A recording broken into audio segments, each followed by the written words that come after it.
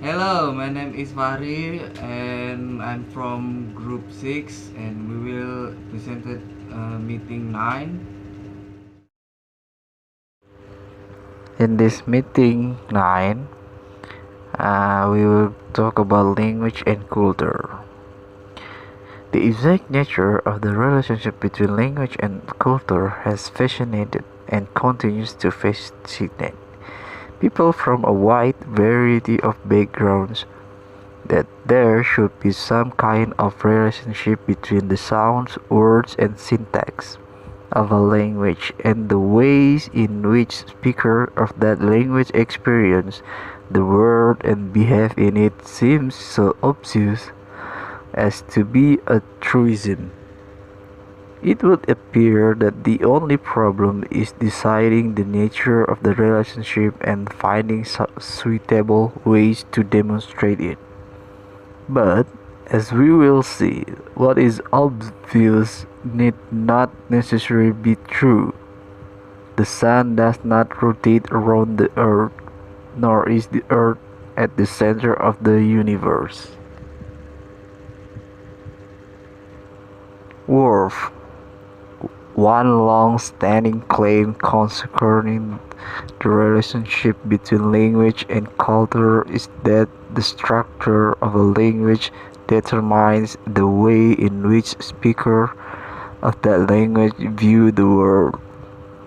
A somewhat weaker version is that the structure does not determine the worldview, but it is still extremely influential in predisposing speakers of a language toward adopting a particular worldview. This claim has intrigued many anthropologists and linguists, and there is a very extensive literature concerning it. Okay, the next slide will be read by my friend in my team. Okay, hello, my name is Rizal and I will read the next slide. Kinship. It's not surprising, therefore, that there is considerable literature on kinship terminology, describing how people in various parts of the world refer to relatives by blood or descent and marriage. Kinship systems are universal feature of language because kinship is so important in social organization. Some systems are much richer than others, but all make us such factors as gender, age, generation, blood, and marriage in their organization. One of the attractions that kinship systems have for investigators is that these factors are fairly readily ascertainable. Taxonomies. Language itself has its own classes of units: vowel and consonant, noun and verb, statement and question, and so on.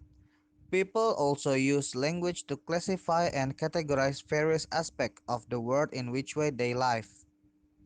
But they do not always classifying things the way scientists do. They often develop systems which we call folk taxonomies rather than scientific classification. Hey, my name is Perahman Halawa, and I will explain the next slide. And the next is prototypes.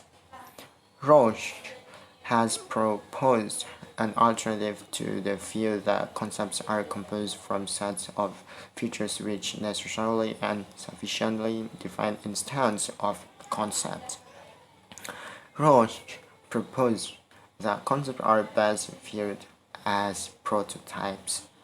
A bird is not best defined by reference to a set of features that refer to such matters as wings, warm-bloodedness, and a laying characteristic, but rather by reference to typical instances.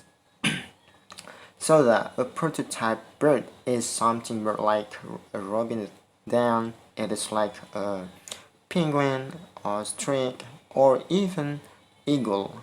This is the theory of prototypes. As we saw in the preceding section, individuals to have ideas of typical instance of colors, and these ideas are remarkably similar among various culture groups.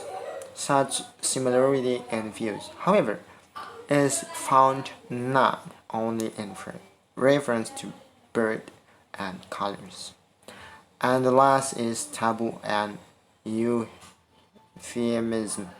In one sense, this chapter has been about meaning, specifically about how cultural meanings are expressed in language, but language is used to avoid saying certain things as well as to express them.